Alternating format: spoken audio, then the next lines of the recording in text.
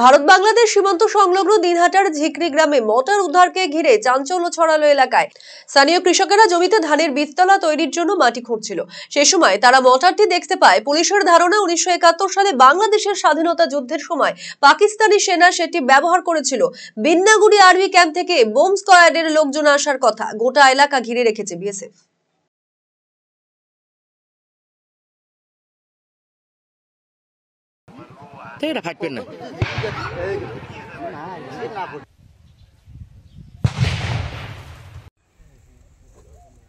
নামার পরে যে পানা দিয়ে ঢাকা আসলো জিনিসটি, পরে ঠ্যাং ঠ্যাং পড়ার সাথে স্লিপ করলো।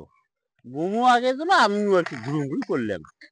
পড়ার পরে তারপরে এই জিনিসটা কুড়ি নিয়ে যায় সাহেবক দিলাম। জিনিসটা সাহেব, দাদা এটা কি জিনিস? তখন কাদো টাদো আসলো, তখন সাহেব বোঝে নাই। তারপরে সাহেবকে তুই বাড়ি নিয়ে যা। তার সাহেবকে আগে বাড়ি নিয়ে যা, তারপর দিঘি আর ধুলাম। দেখি গেল নেখা ফি মাছ দৌড় ফির সাহেবের এটাই। দাদা নেখা কেন? কি লেখা ছিল? কি এই যে এও নেখা আসলো, পাকিস্তান নেখা আসলো। তারপরে সাহেব করে পাকিস্তান নেখা আছে। পরে খাল খুঁড়ি নিল আমার দ্বারায়।